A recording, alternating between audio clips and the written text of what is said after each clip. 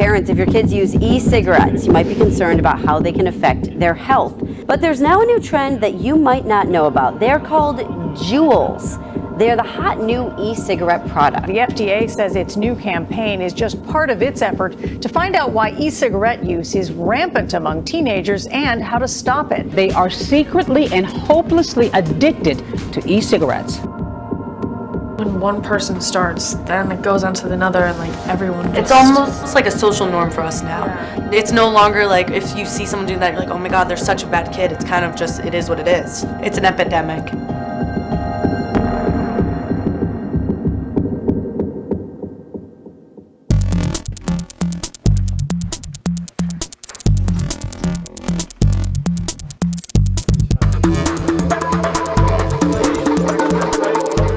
I first started vaping, actually my friend had one. She had like the big battery pack and everyone was using them, so I wanted to try it just because she said it wasn't like, it didn't do anything to your like mental state. At first I was like, okay, like everyone else is doing it, which is like the lame excuse that people always say.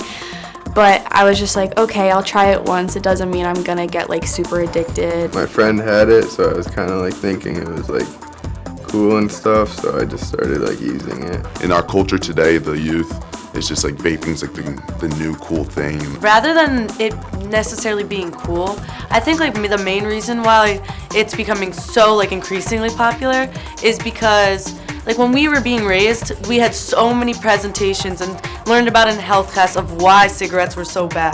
So I think that that's what's prevented our generation from using cigarettes. I would never smoke a cigarette because of just like all the harmful things that are in it, and like I know that can kind of make me sound like a hypocrite because like I'd be okay with like vaping, but smoking a cigarette I would never do. Yeah. Cigarettes are disgusting. Yeah. Gross. If you smoke cigarettes, don't talk to me. If you smoke cigarettes, you're considered like absolutely like it's trash. Like it's disgusting.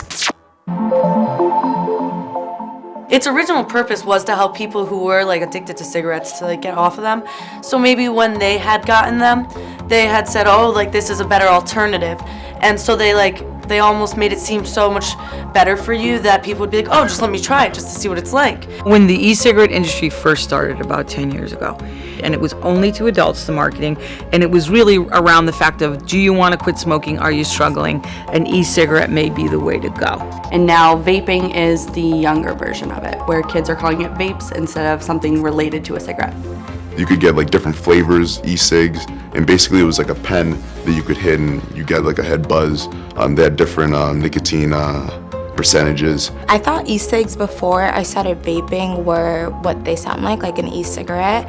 I didn't think that they're as bad as people make them seem out to be now. My job when I go out to schools is to really understand why kids are smoking and why they're vaping.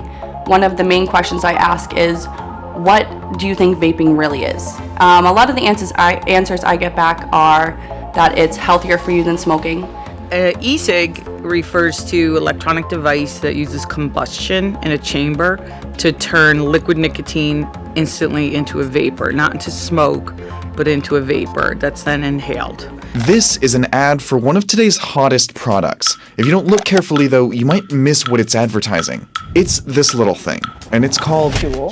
Juul looks more like a flash drive or computer device, but it is really another kind of e-cigarette. Juuling is a new hip thing in town that they think is most popular. The way that it came to our attention was kids were going to the bathrooms, and instead of a 5-minute trip to the bathroom and back to class, kids were out for like 20 minutes. And so we started going in and they were juuling. It's just kind of like a fashion trend now. I mean, like you see them in a lot of photos. I feel like it's the new like iPhone in a sense, like the new device that's like hip and in, but they're not getting the bigger picture that this is literally basically a cigarette, maybe worse, you know? A Juul is just a separate brand of a vape. There's nothing different about it. It's just a whole different category where it just looks like a flash drive. And you just have like a little capsule of like the liquid, and you just put it in, and it comes with like a charger, and you just like inhale it. So this is a Juul.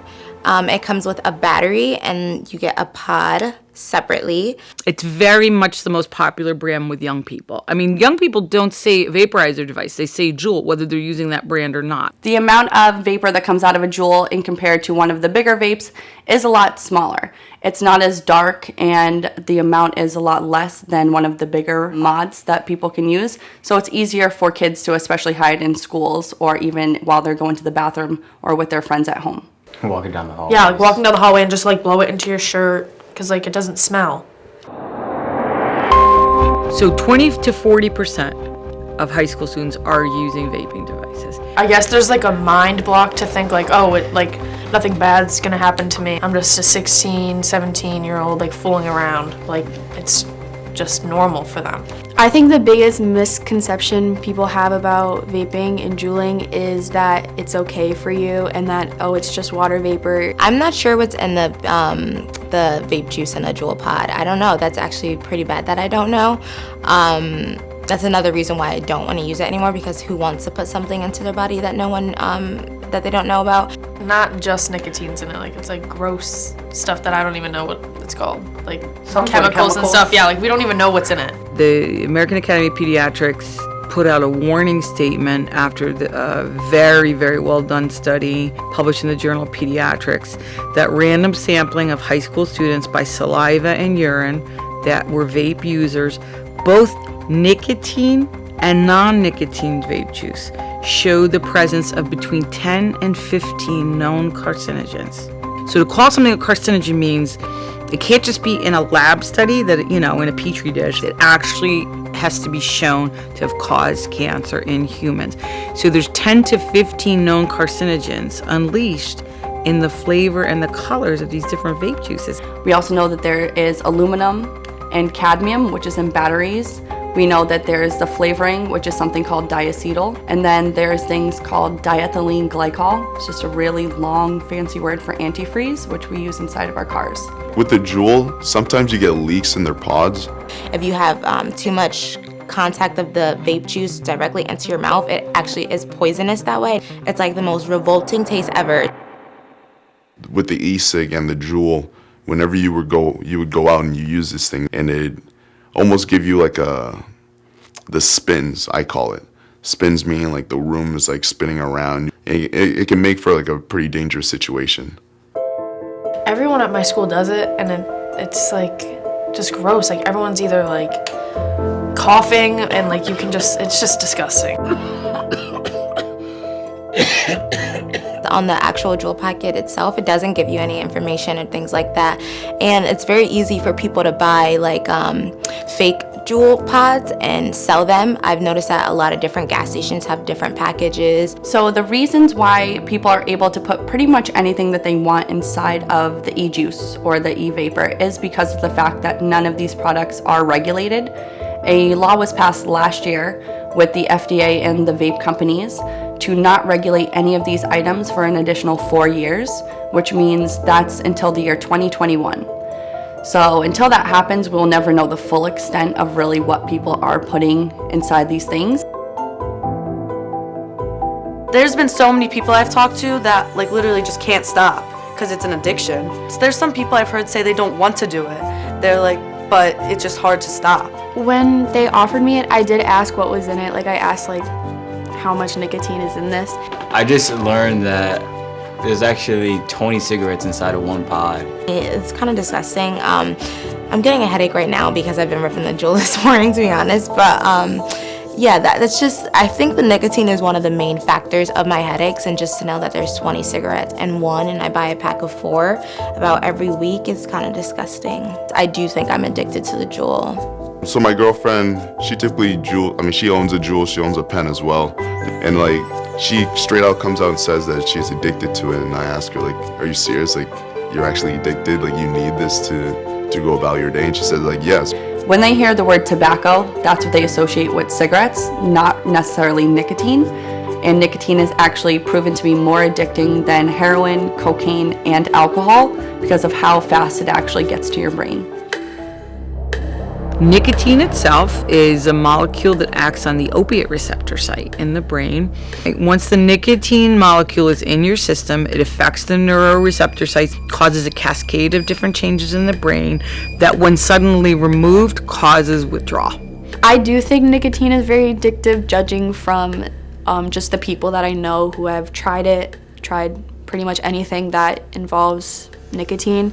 They've had some sort of like craving of, I want this again. My girlfriend, it's even crazier with her because she straight out comes out and says that she's addicted to it. So first thing in the morning, she'll wake up, she'll hit the Juul. By the time she leaves the door, she's probably hit the Juul like 10 times. I've seen this one kid that tried to stop us in my class, and he just got really sick. Like 1 week, he was just so bad. He was all pale.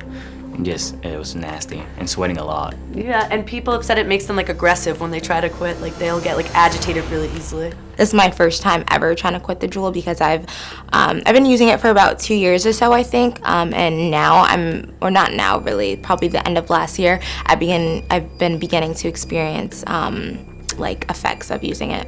If you take away the vape and the symptoms come up and you feel horrible and you feel like you can't sit still and you feel like you're jumping out of your skin and you may be sweating or you may have trouble sleeping, etc. Boom, 1 or 2 hits on your vape, it goes away. There's the rub, said Shakespeare, right? That is addiction. Almost everyone that I talk to that has like used e-cigarettes doesn't really like that they do. Yeah. Like everyone like is like, it's a waste of money, it's a waste of my health. But it's just like they can't stop. They don't realize the effects of the nicotine until it's too late. So like you can't just press like an undo button. I would feel like anxious when I forgot my vape, and then I would realize, oh yeah, I'm not vaping anymore. And whenever I take her Juul and she doesn't know where it is, I can see it in like her behavior that she's like really pissed about it, almost like it's a drug. They probably know that like some of it's still in them, but they probably think that it's like the littlest bit and it's not making any difference to them. I didn't really think about the long-term effects, and I didn't really wonder about any of them. But as I kind of realized like, hey, this could eventually like hurt me, and like with my breathing, with just everything that's in my body and all of that, I did sort of realize like, that's not good. What I'm finding a lot is that kids think that when they're vaping that it is water-based, and once they blow it out, all of the water that they think is coming right out with it, all of the other chemicals are actually still getting stuck inside of their body. There is no water in this stuff.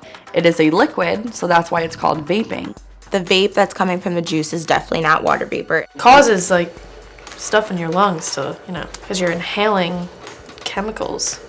The vape juice itself is condensation in the lungs with these colors and these flavors, and it doesn't come out. So say somebody breathes in the e-cig and they're getting a big puff of Dr. Pepper flavored nicotine juice, right? The person will breathe out maybe what they think is the full extent of what they breathed in. No. Some goes right into your bloodstream and distributes the carcinogens all around your body. Some is expelled when you breathe out. And there's some debris left in the bottom of the lungs. And we've had a couple of patients here at Insight Counseling. I run a teen and young adult treatment center that have had double pneumonia and been hospitalized. And when their lungs are suctioned out, there's colored liquid in the lungs. We are finding out the fluid actually burns their airways. So that's a huge concern. It's something called popcorn lung, where it's coming from the actual flavor of the e-juice itself. It goes down and actually burns the airways totally to where their lungs start to puff out in different sections to look like a piece of popcorn. This is a lung. This lung has lung cancer. So while this lung is from someone that is a chronic cigarette smoker, a lot of the same chemicals that are used in cigarettes are also used in vaping as well. There are no long-term studies about what vaping actually does to your body, especially to your lungs. So do you really want to take the chance and risk your body as to be the experiment for that? Some young people that I treat here have become addicted to it, and they've been smoking it pretty regularly for 2 or 3 years. We won't know. That could be the thing that switches their genes on to have cancer. Really and truly, it's that dangerous. I do feel like it can have an effect on my lungs. Even my allergies have worsened. Like I have a bad cough throughout the year. I don't know if it can affect, like your mind, memory, anything like that.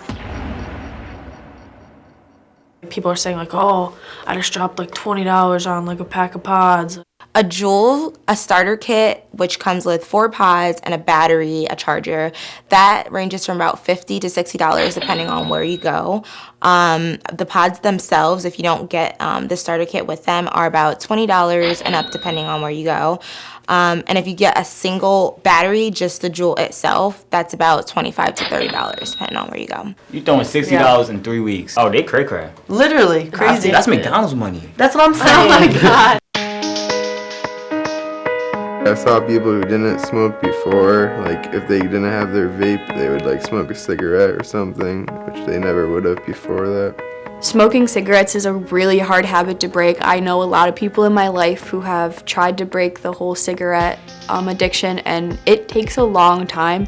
So to see like some of my friends go from juuling and vaping to cigarettes is like a really hard thing to watch.